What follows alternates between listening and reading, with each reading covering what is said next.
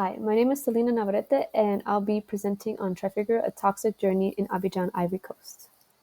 So today's objective and purpose is to highlight corporate environmental crimes and negligence to community health and surrounding vegetation for the sake of profit, and to inform that waste must be dumped and removed with caution because there are lasting consequences that could damage a community's health and trust. So starting with the history, this is a timeline that depicts the events between 2006 and 2009 involving Trafigura and Abidjan, Ivory Coast. Trafigura reached out to many countries looking for a place to dump their waste, but many countries declined due to the high toxic waste count that the waste had, and in turn, Trafigura declined many countries' offers due to the high price tag that they offered Trafigura in order for them to allow them to dump their waste. In August 19 of 2006, the Probo Koala, a ship that Trafigura used to hold the waste, arrived in Abidjan and dumps their waste all across the city. The people of Abidjan immediately wake up to an appalling smell, and thousands experience physical symptoms.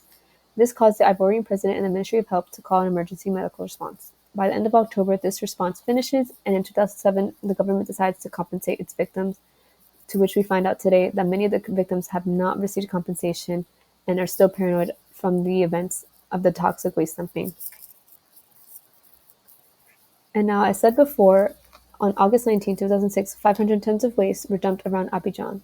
The waste was created by Trafigura after a process called caustic washing, which was intended to use to reduce the smell of the naphtha that was held on the boat to make a profit by selling it as petrol. Trafigura knew the waste was hazardous but disposed of it improperly in 18 sites around Abidjan and claimed it to be normal ship waste.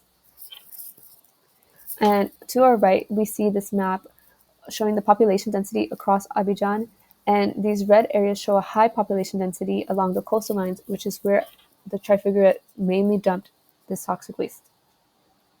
Now, the consequences on health. So, the immediate impact on health was that it caused breathing difficulties, headaches, stinging eyes, skin, and noses, and over 107,000 consultations were made, and 10 deaths were recorded, and 69 hospitalizations happened. And so, to our left, we have a graph depicting the percentage of population that reported symptoms from the toxic waste dumping in Abidjan, Ivory Coast in 2006, with the blue bar graphs depicting the population that reported symptoms initially from the dumping, and the red bars showing the percentage of population that reported symptoms after 4 months since the dumping. So despite there being a decline in reporting 4 months after the event, this still shows that this is a long-term event, as the emergency medical response did not finish until a year after, showing that although there's a decline in reporting, there's still an experience of physical symptoms from this toxic waste event. The consequences on the environment. So, from the 18 sites affected, some contain liquid waste while others contain solid waste, and roadsides, domestic waste dumps, streams, and lagoons were contaminated from the dumping. The Ivory Coast government tried to hire various international companies to remove waste, but there was many inconsistencies about the amount that was listed in the area. So, to the right, we see a graph showing the amount of toxic waste that was observed in Abidjan, Ivory Coast. So in September 2006, 500 tons of waste were announced to be in the area. But then in February 2007, 9,322 tons of waste were said to be removed from the area. And then a couple months later, in October 2007, it was said that 6,000 tons of waste was found in the area.